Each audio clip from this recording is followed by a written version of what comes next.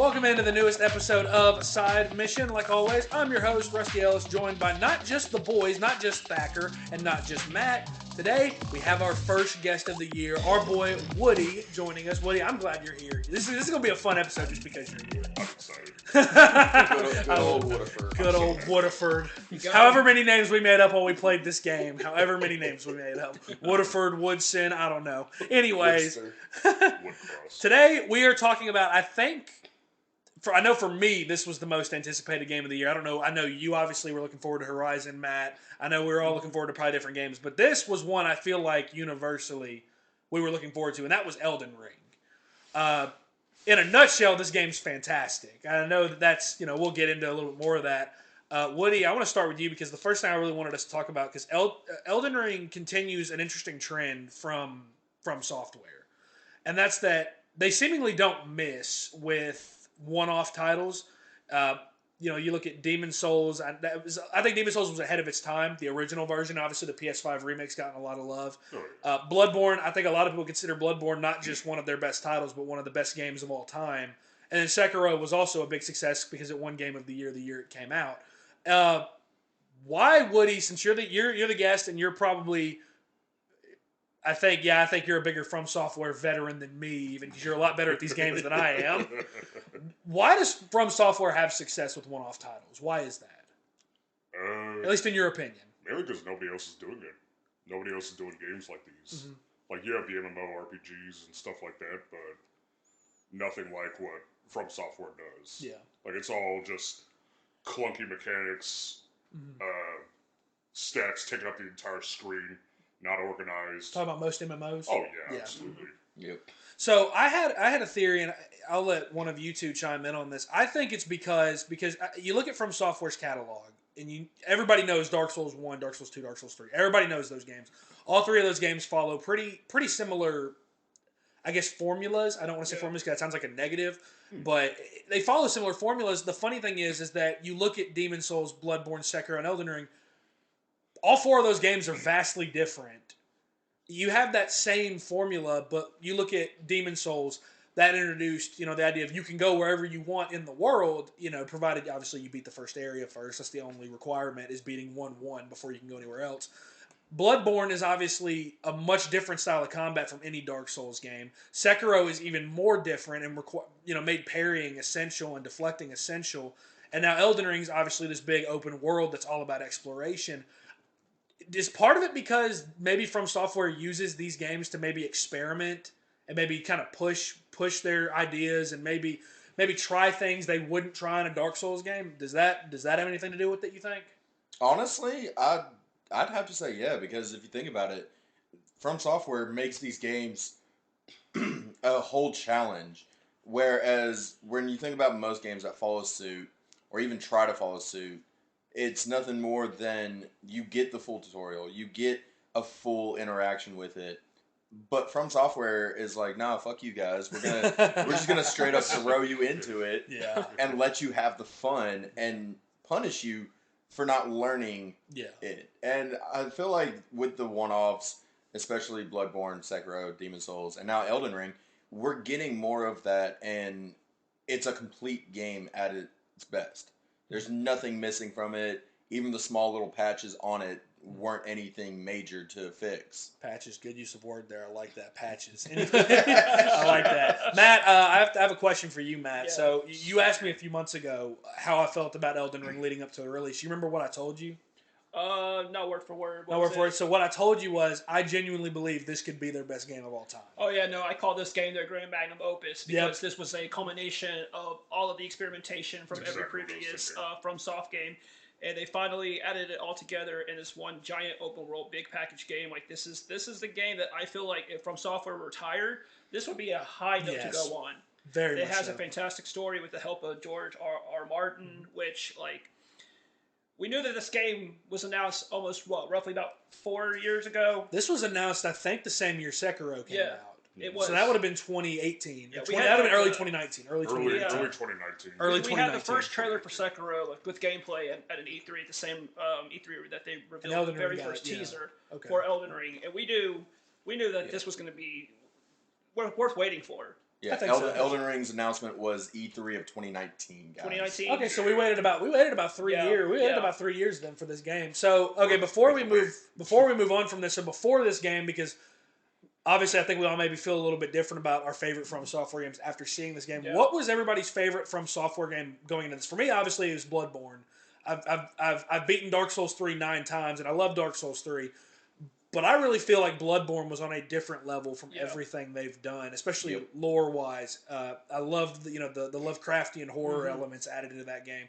The gothic atmosphere was really, really cool. What were y'all's favorite From Software games kind of going into this? I'm going to start with Bloodborne because you and I, since the day we met, this was one of the things that we talked about a lot. Bloodborne, yeah. In fact, one of the things I talked to you about when I watched you first play Bloodborne is that I went through the whole entire game without parrying. And I didn't even know that was possible in the game. I remember when because it was against Bloodstar Beast, I parried, and you said, "What was that?" I said, "What did you do? How'd you do so much damage?" And but it's exactly what you said. Bloodborne's atmosphere is just top notch. I mean, I think Elden Ring is actually probably close to surpassing it, even for me. It's but tough, Bloodborne, I love the gothic architecture of it. I love the more exactly what you said, Lovecraft style to it. I like the theme of the enemies being more like monsters.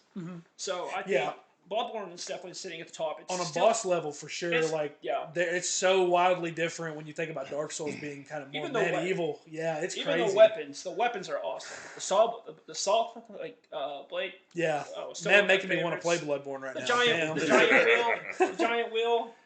Oh yeah, the pizza cutter. Yeah, exactly. We call it pizza Which cutter. is now what, Giza's wheel? Yeah, it does make its return in Elden Ring, so that's good. It's actually the same weapon almost. It's the same animations. Giant staff.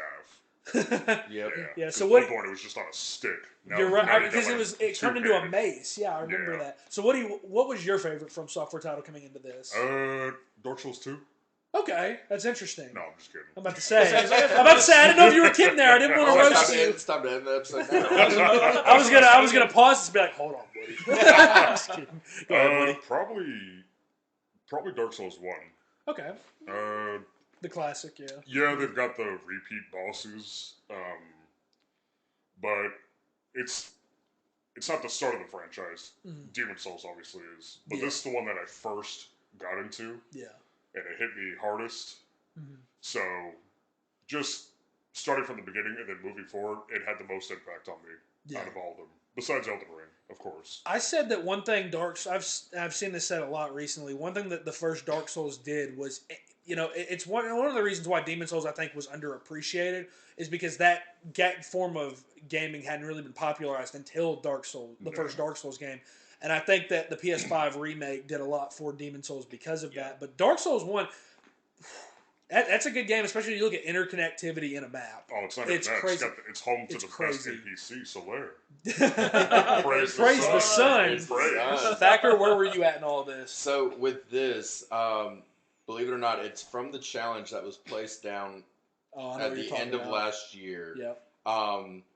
Challenge only you finished, I'm pretty sure, by the way. No, I think didn't you? No, because I was supposed to do Dark Souls 2. I definitely didn't. I'm not touching Dark Souls 2. The challenge that I'm referring to is middle of December. I walk into Matt's room and he's telling me about a challenge that Rusty had laid down. It was before Elden Ring comes out, everyone should have beaten a certain From Software game.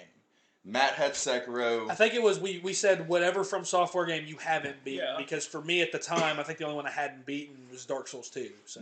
And you had Dark Souls 2. What did Kyle have? Bloodborne? Yeah, Bloodborne. Yeah, Kyle had Bloodborne. And all of a sudden I hear over the mic, Thacker, you should join us. And at that point I'm like, I don't really want to. But you know what? I'm down. So I'm like, what game am I doing? And Rusty, out of the blue, goes, Demon Souls. So, my favorite From Software game, especially before Elden Ring, is Demon Souls. I like the replayability for sure on it, because you have that almost open worldness to it, and I will always, for the love of God, hate mind flayers. Mind flayers were ridiculous in that game. I hate them in D&D. I hate them even more in Demon Souls. I don't want to ever have to see another one in my life. But yeah, I honestly think Demon Souls is mine. Rusty, what about you, bro? It's Bloodborne. It's still Bloodborne. Like I said, I will always have a special place in my heart for Dark Souls 3. That was my first Souls game, actually, was Dark Souls 3. Really? Which is why I tell people that, this is proof that in this series, you really don't have to play from the very beginning. Yeah. You can really jump all over the place because are they connected? Sure, they are. Like, there's certain things in Dark Souls 3 you might not get if you don't play the first two. But that didn't hold my joy because I beat it 9 times. And I'm currently playing through it on PC. Way more than what I do. How many Sekiro playthroughs have you had? Well, since Sekiro, I've Too beaten Sekiro on PlayStation once, and then I got it for Christmas on PC, and I've beaten it on PC 6 times. No mods. No mods, no nothing. But but Sekiro's up there as well. Sekiro, I feel like is I don't want to say underappreciated because I feel obviously it won Game of the Year. Yeah. It's very appreciated. It's a great game. But I think that's one that I've told people, if you want to try a Souls game that's maybe a little bit easier and you don't really have to play anything to understand it, that's where I might start, that along with Demon Souls, because those are good for teaching you kind of, getting through From Software games. So one thing regarding Elden Ring I think that also needs to be discussed, and I've seen a couple people talk about this, but not a lot, and it really needs to be discussed more, is how, the way one YouTuber I watched worded it, is how Elden Ring has really defied trends of modern gaming. Yeah. So when you think modern gaming, right now, a lot of what you think is typically there's a battle pass now and everything. Mm-hmm. There's day one cosmetic DLC, or at the very least cosmetic DLC, and it's in games that I love have that. Microtransactions. There's microtransactions day one. And the other part of it is that so often now we run into games that aren't ready at release. We pick on Cyberpunk a lot, but Battlefield 2042 this past year was the same way. It was a broken mess when it first came out. And then you look at other games like Halo Infinite, Far Cry 6 that came out, and day one had microtransactions. Day one are pushing a battle pass or a season pass in your face. And season passes are fine if it's, story-based DLC, I have no problem with. But if it's buy this gun for $1.99 or buy these credits for $1.99, or in Far Cry's case, the pre-order bonus of getting K9000 and a link that took you to a puzzle that if you finish the puzzle, you get a background for your phone. That's ridiculous. And I love Far Cry. Far Cry is one of my favorite gaming series. Yeah. I love Far Cry, but that's one thing about this that is so refreshing about Elden Ring is that outside of, some PC performance issues, and there were issues, Elden Ring was not a perfect game at launch. Obviously, and we'll talk a little bit more about pop-in, especially on console. There's a lot of pop-in. Oh, yeah. But it's refreshing to not have microtransactions kind of shoved in your face. And I think that's one thing a lot of people really love about this game is that it doesn't do what a lot of modern games do. It doesn't ask you for more money after spending $60 or $70. It pretty much gives you, what you paid for right away. And there's plenty of content, to say the least, in this game on day one. Is that something that y'all thought about, or is that something that kind of, you just thought of just now? Anyone can take that. What do you think about that? About the content? The idea that this game really does defy a lot of those modern trends of gaming.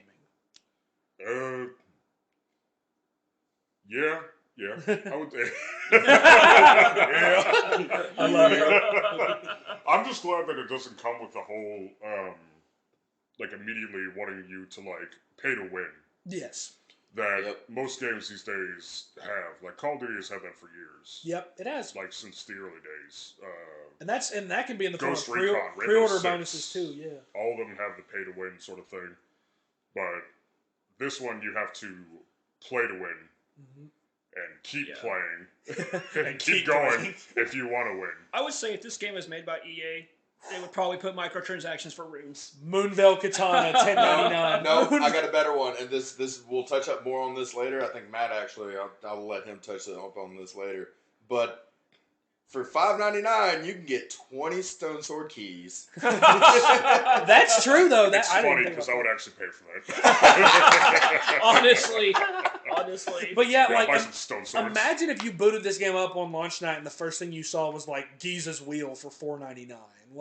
It would an Assassin's Creed. Yeah, like that. Yeah. Assassin's Creed. That was another example. Ubisoft, and that's why it was funny to me when I saw there's this video I watched and it was a couple Ubisoft developers and a couple of Guerrilla developers who were criticizing like the UI for Elden Ring and all this, and everyone was saying, well, just because the screen isn't loaded with fucking 3 paragraphs of messages of buy the season pass here, go here for this quest here, go here for this side quest, here's the map. Like, just because this game doesn't have that and doesn't do literally everything that each one of your games does, it's not a bad thing. It's good that they're trying to do their own thing. That's what I thought, at least. Oh, yeah. And I mean, like, this game came out and it was a complete game. Everything in it was full. It was done. Yeah. Beautifully made.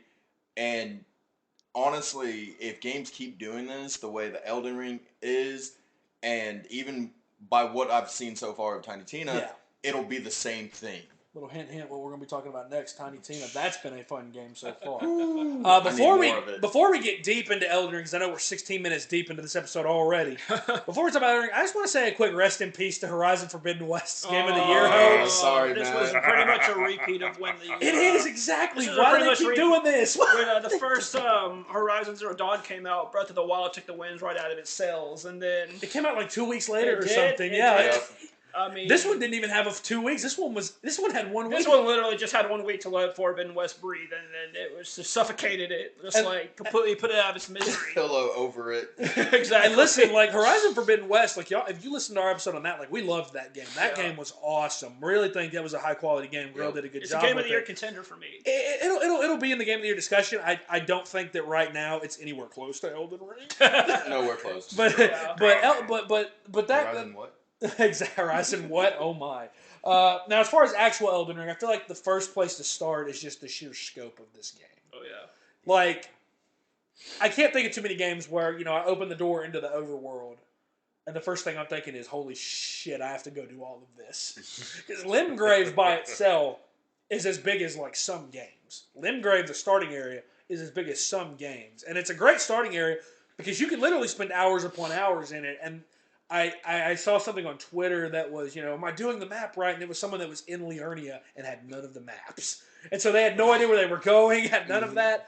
And I quoted it. I quoted the tweet and I said, I remember when my map looked like this and I thought this game was huge. I remember. Little did I know how fucking big, big the map was going to actually be. As far as, is this one of the biggest games of all time? It has to be. By the size of the map, I don't know. It's something I have to look up, but I would still probably put Valhalla. Valhalla's pretty Valhalla big. has even separate Valhalla maps. was massive. Valhalla has separate maps that you travel to that are almost just as big as the main one. Like, you even go all the way to, like, what's that place called? I think I know what you're talking about. The Norse mythology place. You talking about Asgard? Asgard.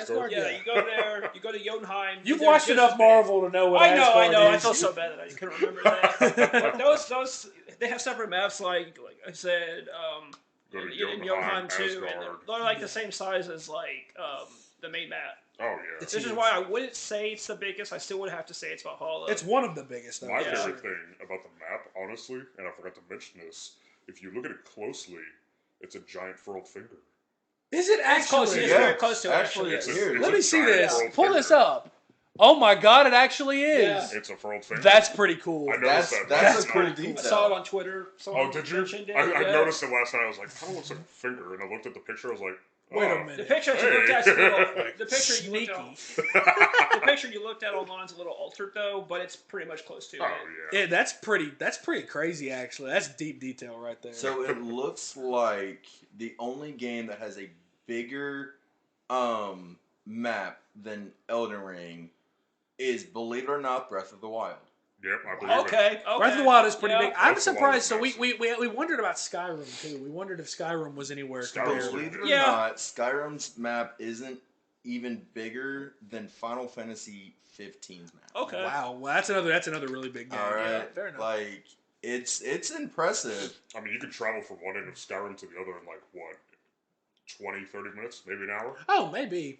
I didn't even think about that. Honestly, it takes a bit. Like, without being approached by any dragons or enemies, like maybe 30 minutes max. Okay. And If most of you're that just time, you're not on a sprinting. horse either, yeah. Yeah, without the horse. Yeah, I got you.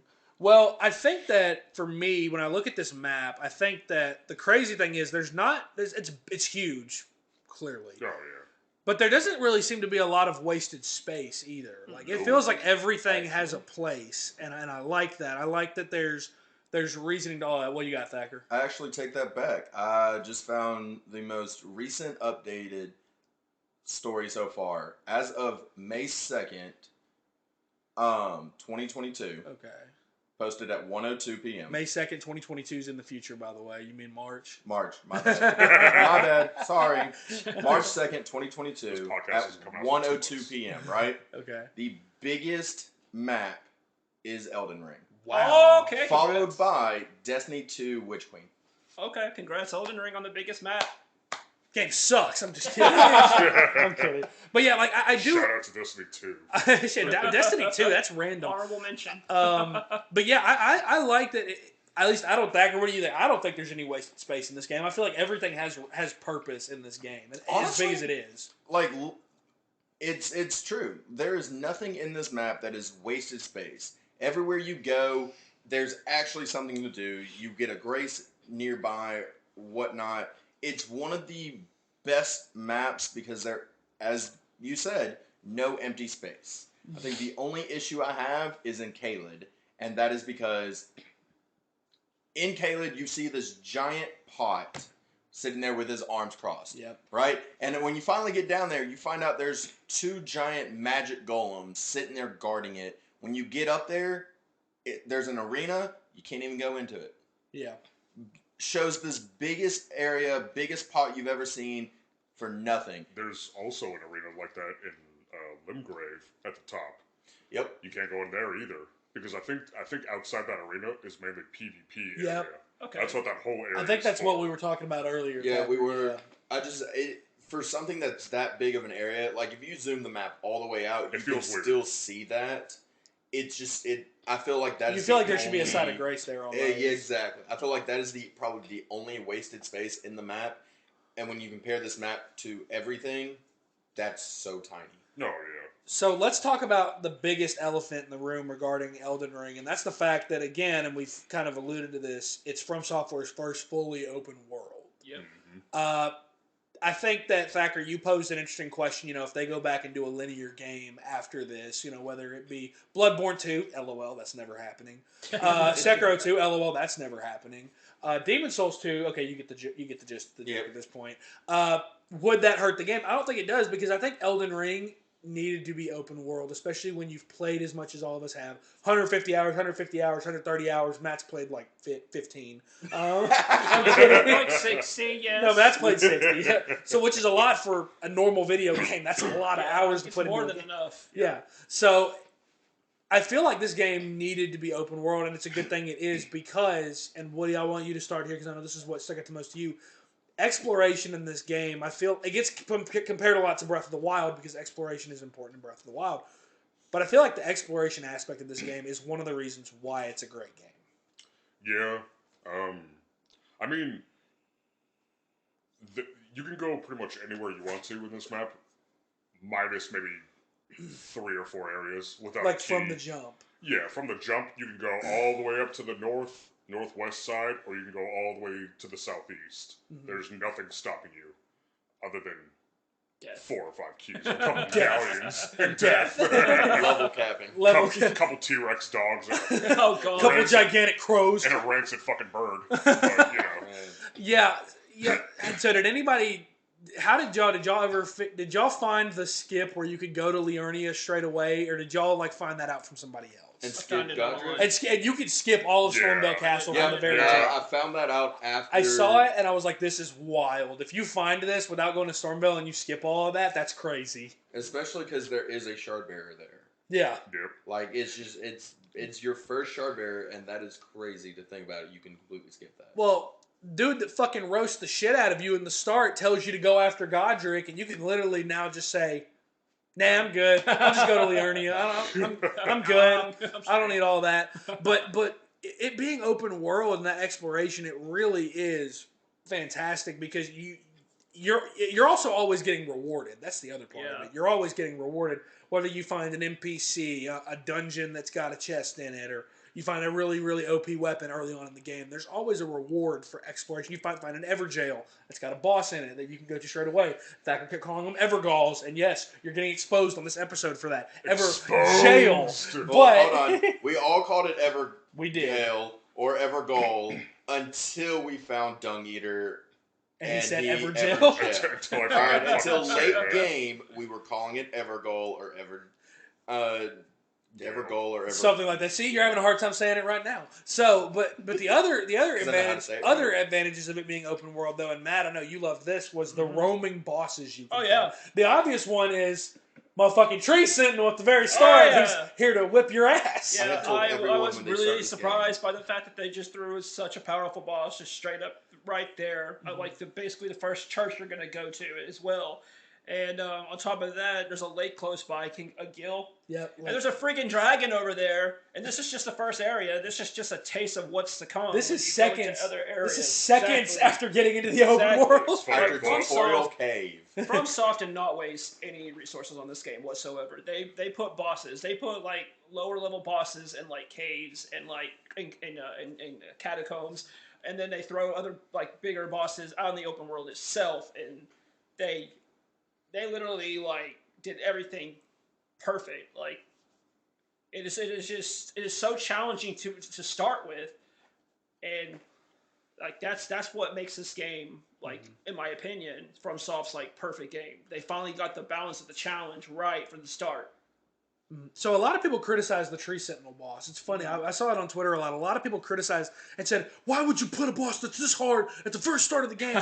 And I've told people, I'm like, well, that's From Software's way of telling you, hey, maybe you should go do something else first. Maybe you should go do something else first. Maybe you should come back here when you've had a chance to level up a little bit. Thacker, what about the open world really stuck out to you? Honestly, and I got crucified for putting this in the... You better not quote The Rock. You better not quote The Rock. The Rock!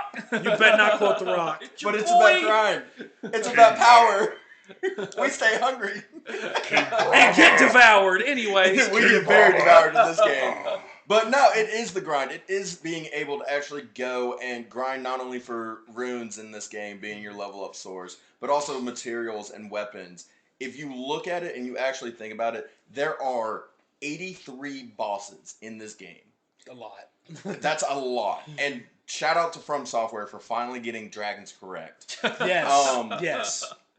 But it's one of those where you have so much in this game that if you feel like you were underleveled or you don't feel ready for something, you can leave and go grind something. You can go get some levels, fight some lower and weaker enemies, and actually have the right process to be ready for the next one. In fact, I tell every single guest I have that wants Elden Ring, hey, as soon as you get out of Tutorial Cave, you're going to see a dude on a horse, leave him alone. Literally don't bother him. I ran for him. And you want to know what the response is every time? Why? Fight him once and you'll see why. The answer is why. And I just because I really don't want people to bring the game back thinking it's a bad game, I tell people straight up, look, he is tough. It's easier to do on horseback through torrent. But with that, grind some runes, get some levels. The game will be a lot more fun instead of just feeling like a pure challenge and a bashing in of your face. I think what you just said kind of alludes to what I really like. That's the fact that, you know, what's the other enemy that everybody has wildly complained about early in this game? It's Margit. Margit the Fell has been the noob killer. Margit the Crusty. He's been the noob killer. I've heard from other friends that have played this game that they've put 60, 70 tries onto him and they can't get him down to halfway. Oh, yeah. And I've said that's the best part of this being open world is you don't have to bash your head into that wall over and over again unless you choose to. There are some bosses that, you know, like to beat the game, the final boss. You kind of do have to do that because you get to a certain point, you obviously can't go anywhere else and do anything else. But with Margit, you can go, get stronger, do some dungeons, do some Everjails, you know, do those and get better, you know, and get better at the game, get stronger, come back when you're ready. And I think that that's why I would call this their most accessible game. I'd even call it maybe their easiest game to an extent because you don't have to keep it's hard, but you don't have to keep, struggling on the same person for hours. You can go do something else, get better, come back, try again, take a break, what have you. Especially friends help. They help and hinder you. Exactly. As much as people bitch about summoning, it makes the game so much more fun. And that's the other thing I've said is, like, we'll get into kind of changes this game makes to combat here in a bit, but, like, people that say, oh, I like to play this game without summoning, I'm like, okay, then don't complain about it being too hard, because you can make it a lot easier if you want. Now, we've alluded to a couple bosses already, and that's what a lot of people play From Software games for, are the bosses, and I don't think it would be a stretch to say this is probably their best lineup of bosses yet. And a lot of that is because there's 33 main bosses, or 33 capital B bosses. Obviously, and I think that the number, there's like 50 mini bosses, something like that, unique mini bosses. Obviously, some of them are repeated, but what bosses stuck out to us? Matt, what boss really stuck out to you in your playthrough? I'm going to say Radon, actually. And what I'm really disappointed about is the fact that I fought him after the patch, so I didn't get to experience the devastation of the nuclear version of him. But what I love about this fight the most is the build-up to it, where you come across some NPCs or some quest lines that you'll do leading up to this fight. And actually, I had Rusty and Thacker assist me on not just the fight, but getting up to the fight. And we actually did some really funny stuff here, having to get to the castle, running across the bridge as the catapults came launching at us. And we had some, some moments there. If you go look at our TikTok, you'll see us running across. And there's one moment where literally Rusty and I just... We were going Leroy Jenkins. Like there. All three of us were going, and then within like 5 seconds, Matt was alone. It's funny because being a part of that voice chat at that moment, all I hear out of Matt's mouth is fucking Leroy Jenkins, and then Rusty going, "What?" And all of a sudden, I'm just like, "Well, this is perfect." And that was funny. If you want to see the reference, it's on the TikTok. Go for it. I'm just sitting there fighting right party. They're running ahead of me, and I'm just like, "Hey, an item!" I do that a lot here. He turns in this game. There's an item. The man turned around and he just sees me and Thacker just getting thrown off the side of the bridge. That bridge it's kind of a bitch. But you just gotta look at where they're flying because they've got markers on the bridge that's where they land. You can just go, okay. Bob and weave. Yeah, it is. I realize there's no camera here, so we're the anti-aggro, Rusty said. Rusty says we're the anti-aggro. Next time Thacker says we're the anti-aggro. Next time, me and Rusty are off the edge. Yeah, like getting there is a challenge, but once you get there and like the build up to right before you fight him is so much fun. You're like having to avoid getting shot at by him. Like, he's shooting these purple arrows at you, which I got hit a lot in the process of summoning a lot of these like NPCs to help you fight. But you summon how many? Like 6 or 7 of them. Depends on if you didn't kill Patches or not. He didn't even help. Patches ran away. Patches did not die. Love that he immediately gets summoned and then fucking bolts. I love it because if you watch the NPC in the game, it's literally he summons in, takes 2 steps forwards, looks at Radon, doesn't move for like 5 seconds, and then leaves. and then leaves. I love the fact that we got Patches back. As a boss, that was interesting. As a boss, I know you also liked Renala just because of her second. Oh yeah, her setting. Yep, just after you get into the second phase with her, because I was bored with the first phase. I mean, it wasn't really that great. It was a pretty boring fight, but it was lit up to like pushing a woman out of a wheelchair. Yeah, the glitch though. The glitch. Oh yeah, the proper one that you had to hit didn't even show up. And there wasn't a bubble, and then as soon as we were like, all right, restart it. And I go back to my world, and all I see is the ground. Straight void. Yeah, we had to restart our games from that, actually. But it wasn't so much the fight itself as much as it was the setting. Like, she basically is summoning a giant moon at you, and just the background, it's like the starry night sky. You're fighting on the surface of, like, water, and it's just beautiful. The reflections, like, FromSoft really used a lot of, like, fantastic ideas when it came to this fight. They spared no expense when it came to the arenas. The arenas are some of the best in all of From Software's games. What was a fight that stuck out to you? Probably Reichard. Oh, Reichard's a great fight. And I know we've talked about this. Reichard's a great fight. It's I think it's the second or third time that From Software has given you a fight where you have to have a specific weapon that could kill them easily. Storm King Yorm. Yeah. Storm King. Yorm.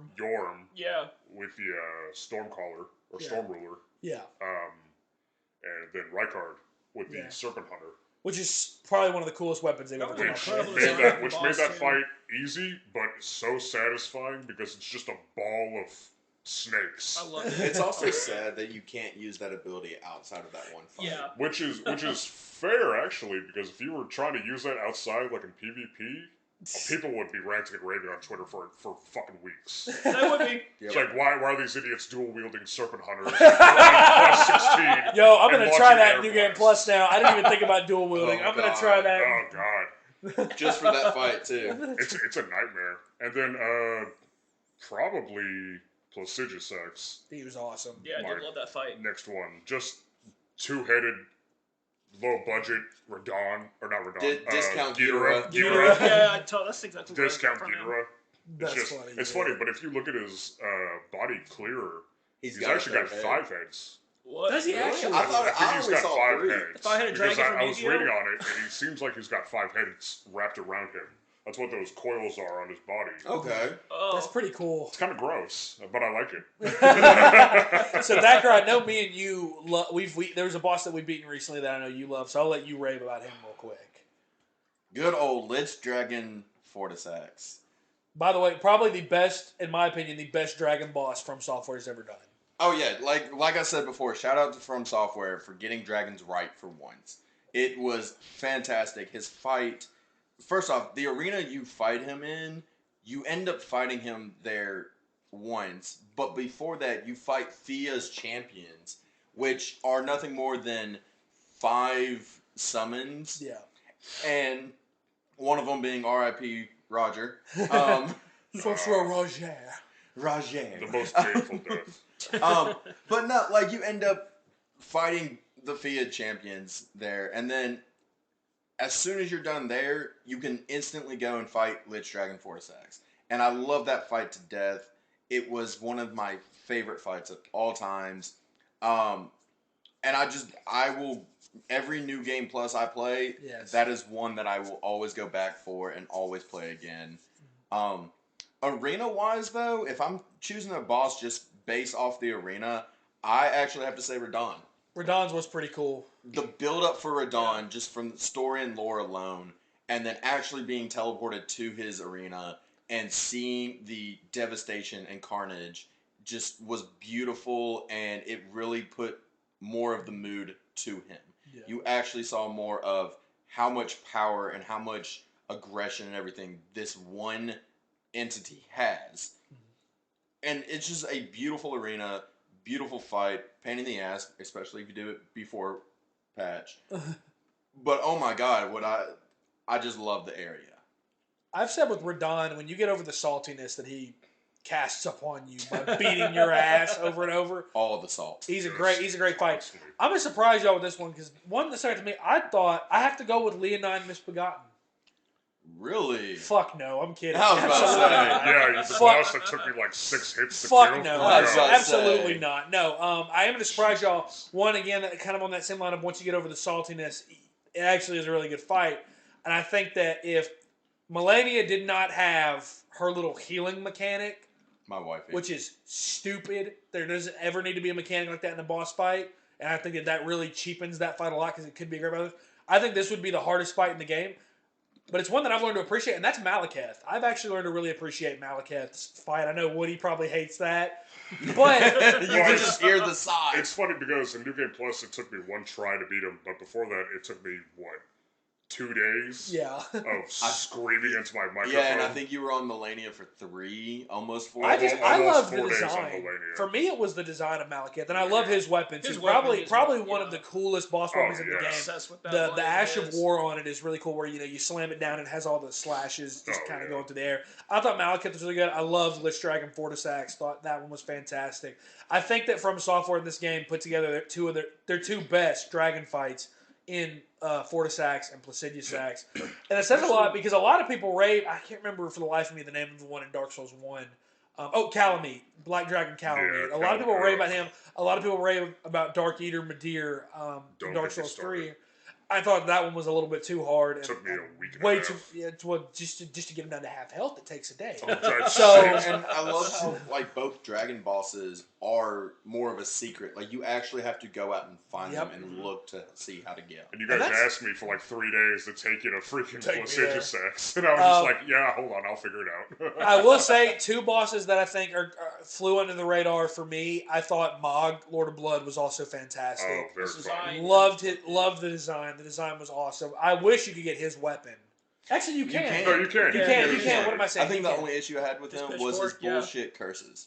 Yeah, especially the Lord of Blood version. Yeah. Yep. Yeah, I thought the other one.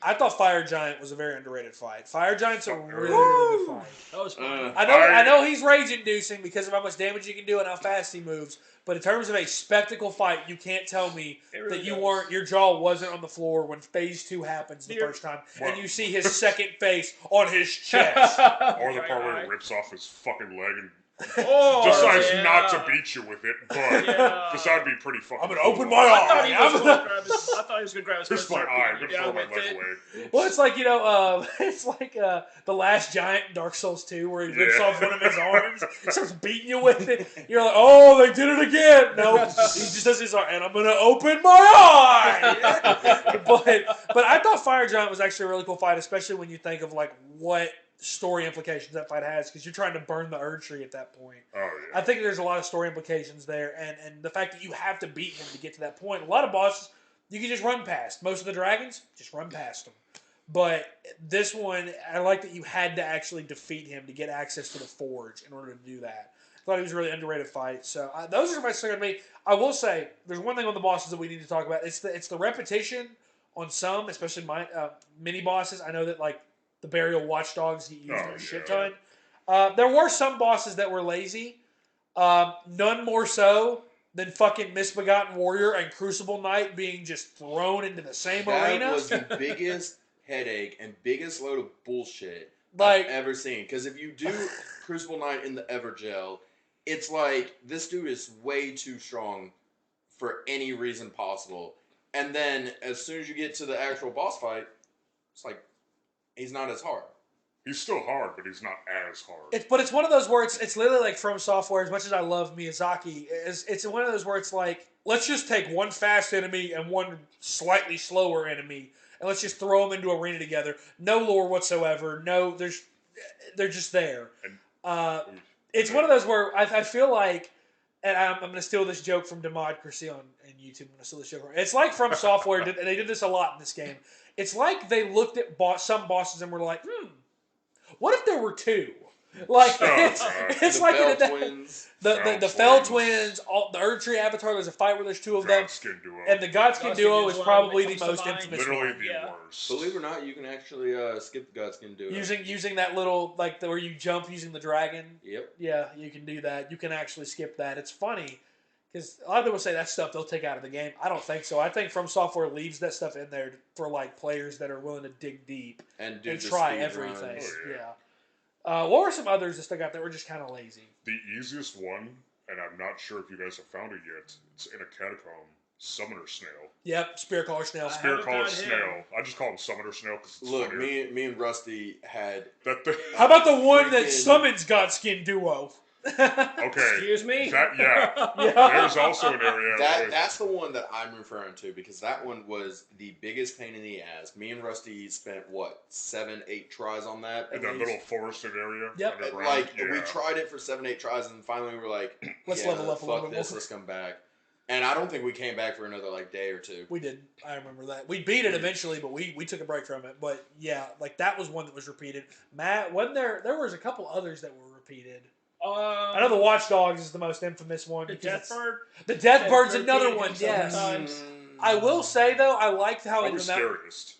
Those things scare me. Those were terrifying. When they start pecking at you.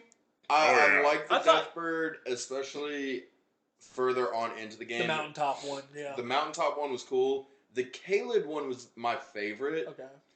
Because, one, you could easily cheese him, like I did. If you stand on top of the skull in the...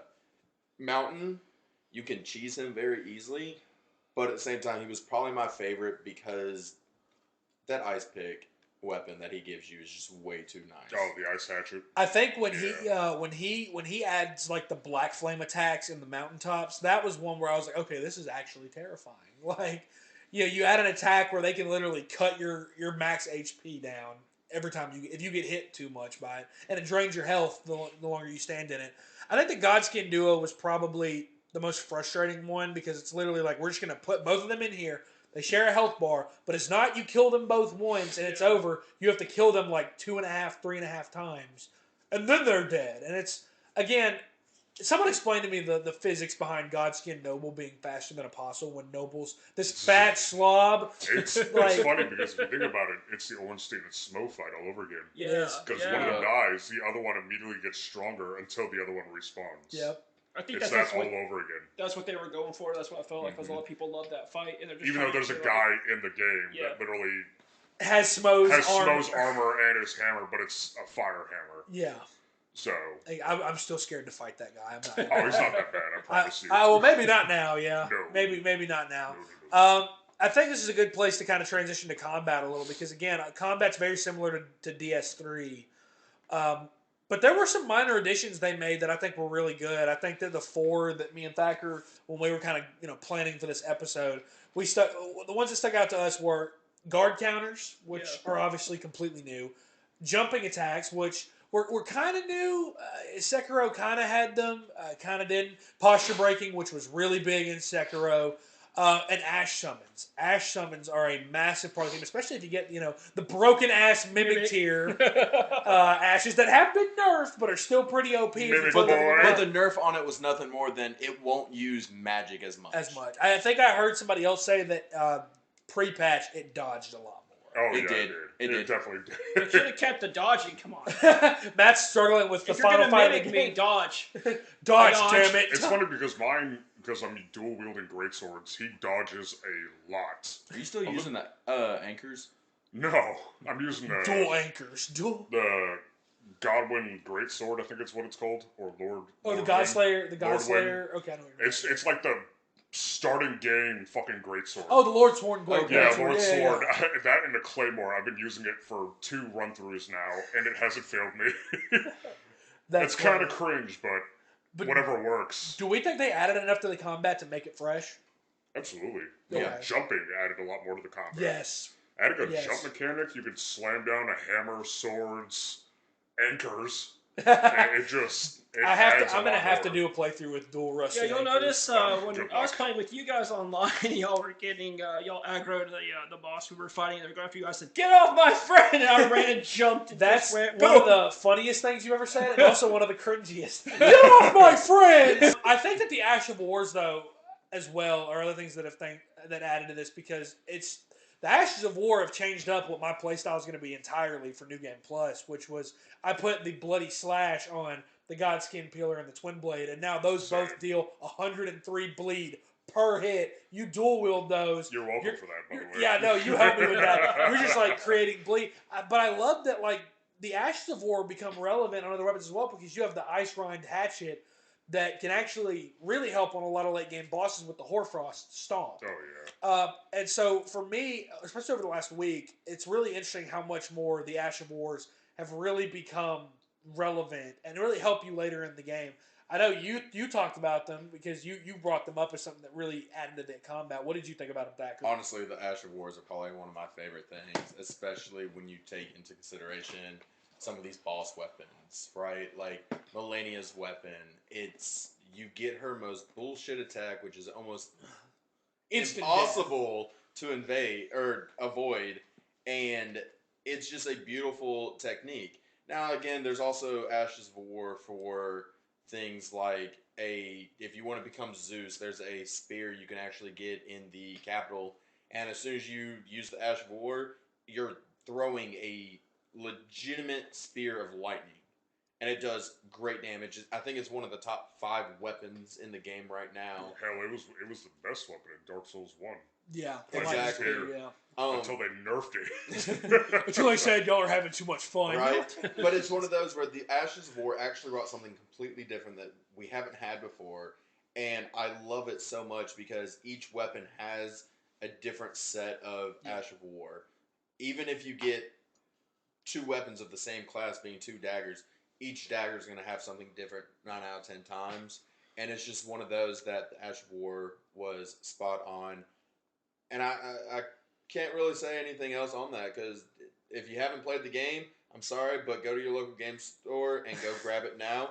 Or if you really want and you don't want to do that, just get on the system and buy it through the store. I'm telling you, you won't regret it. Yeah, for real. I think that my favorite Ash of War, I haven't even found it yet, but I've seen the videos where you literally summon the power of Mjolnir and you point your weapon up and it brings a lightning bolt down. I love that. It's just madness fucking cannon that you can shoot in your eyes. I just found it like I thought that was an incantation. It's an incantation. It's an incantation.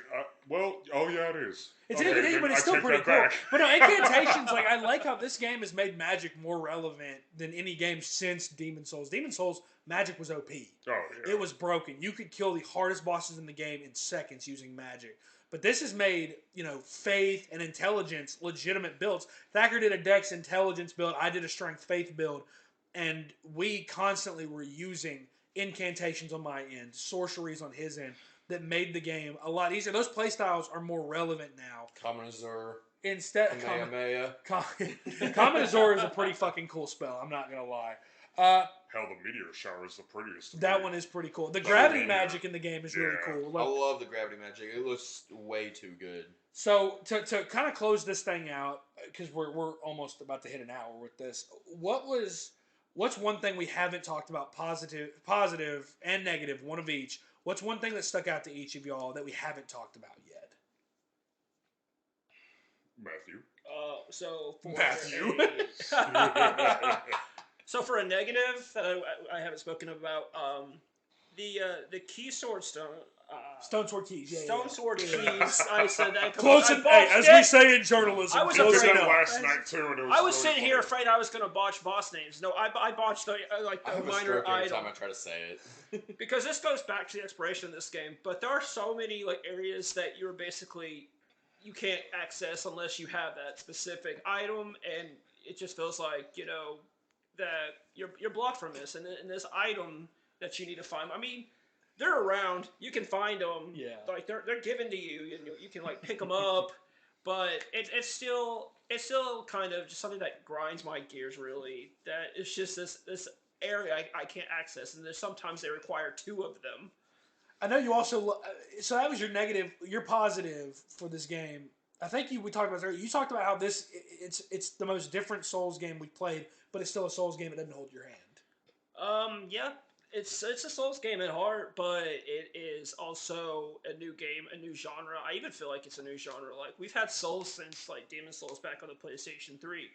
We've had so many people come out with these games that are called Souls-like, but they're not made from FromSoft, so we can't really consider them part of the Soulsborne Necro. Now we got Soulsborne Necro Ring. Elden Soulsborne Necro. Exactly. It's just FromSoft has perfected the formula, and I mean we're always going to have other developers come out and try and make these clones that they're going to try to create the success, but it'll never be the same. And that's just the charm. It's the enemy design. It's the combat. It's everything that goes into these games that makes them so popular. And Elden Ring has probably become the most mainstream of them all. Yeah. Woody, I know your biggest positive is actually a really big thing that we haven't talked about at all. Surprisingly enough, I'll let you go ahead and take it away on that. Yeah, I love My Little Pony. Wow. My Little Pony. Oh, that's not in the public domain. Hold on. Don't. We're going to get copyright struck. Yeah, it's going to get copyright struck. No, Torrent is probably the best thing out of this whole game. Because with how massive the map is, without that damn horse, goat horse, whatever it is, you would be fucked running around for 3 hours around Limgrave just to get to the other side of Limgrave, the start of Caelid. Would take you 40 minutes, maybe 30. I haven't tested it, but I'm probably right. There's even areas you can't. You're about to though. I'm just going to assume that you're right. There's even areas you can't get to without Torrent. Exactly, like the gusts of wind at the side of cliffs that help push you up to a different area of the map. Yeah, extremely useful. One of my favorite things about that. The fact that he has a double jump helps you climb a little bit higher. Game changer. A little bit higher. But even if you're falling off a mountain, that'll fuck you. Because the damage still stacks, and the double jump does nothing. But I still love it, and it's still kind of funny. It actually helped me with one of the mausoleums. Yeah, very true. Oh yeah, the one that you have to jump on top of to break the... No fall damage there. Exactly. But he's also extremely useful for boss fights, especially against dragons, Grail on that bridge, the Knight Cavalry on every single one of those bridges. The commander in the... Commander Nile. Yep. Or O'Neill. It's O'Neill. Just the fact that you can use a horse for boss fights gives me a 10 out of 10 for this game. Like, you can only swing like a couple times with a sword, but regardless, it changes the outcome of a fight greatly. Believe it or not, Matt actually found this out when I was watching him doing Fire Giant. You can actually use Torrent during the Fire Giant fight, and I found that really interesting. I thought that would have made that probably it changes easier. A lot up in the fight, yeah. Yeah. It probably does. Wait. It didn't help me much. Hold on a second. You guys never tested... No. Listen, man, I was running, okay? I was running. Well, I mean, even during that fight, that snow blast attack still does nothing. It still knocks you off the damn horse. But catching up to him after he decides to baby roll his ass to the other side of the map, it helps. I hate that roll. So Am I cussing too much? I'm not no, sure. You're fine. Right, don't worry, we're listening as explicit. I don't give a shit. It's just a giant three-eyed baby that just rolls across and you're on your horse going, where the fuck are you going? Like, get back here with your water dish. So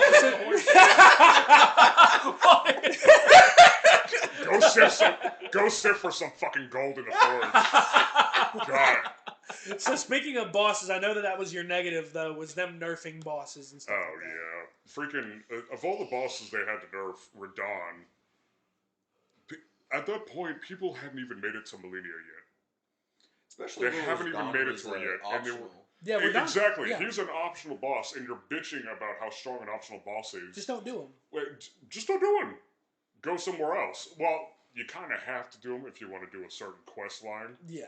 But the fact that they nerfed him and didn't wait until people got to Millennia and thought, oh, this bitch is strong. How about we bring her down a peg instead of the 30-foot giant with gravity swords with no feet? His poor horse, though. The horse doesn't feel anything. Doesn't feel a thing. You take that sympathy back. He is a good person, and I will not have you sully this manufacturer. Not do this. As you see him in the cutscene eating a... They're already dead! Listen here, the lands between are rough. He was infected by that horrible woman. Millennia is the cause of that. And the fact that he was strong enough... You leave my wifey alone. The fact he was strong enough... The fact he was strong enough to hold up stars and an asteroid from falling into the planet... He is 10 times better than that rotten woman. All right? She can stay at the bottom of her tree for all I care. 3 days. 3, almost 4. 3 days. An hour from 4. That fucking tree hugger can stay Take at your the bottom of her butterfly tree. woman and sit on it. Thacker, I don't even care. I'll let her sit on me. Okay, chill. Oh, no. Have fun with the medication after that. Hope we got some bolus. Thacker, just talk about the damn graphics. I don't care. talk about the damn graphics. Welcome to the part of side mission where Thacker talks about the graphics like he always does. No, but is this honestly, a special time? But no, like I always have the graphics on point, especially with Elden Ring. You've got to admit this game is beautiful. Right out of the tutorial cave, you see Limgrave, and it is breathtaking. I have not seen a game like this in quite some time, where as soon as you're done with the tutorial, or even before the tutorial, you see some of the most beautiful graphics, especially on next-gen systems. It just looks breathtaking. It's one of those that I absolutely love it, even from the tiniest detail of the grass. You maidenless fucks. Touch grace, maidens, maidenless, ratio. Touch grass plus maidenless plus ratio. It's plus funny because Two fingers, butthole. Even if the graphics Mad! What? This is the rated X episode of Side Mission.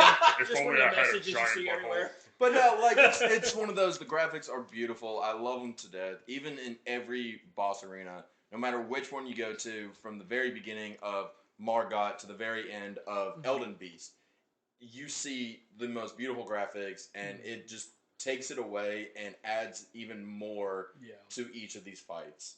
I will say on that note, I don't know necessarily that it's the graphics more so than it's the art style. I will always say beautiful art style for me will trump 4K graphics. I love the art style of this game, and I think it is a beautiful game. What you're saying, I think the graphics are good. I think that people have this misconception that Souls games have always been, the best of games, and it's not really necessarily the best. It's just that the art style, man, you don't see anything like it. Exactly. So, look all the way back to Bloodborne, where we had the Victorian era, right? Everything was gray. It was even with it being that dark, it was still beautiful art styles.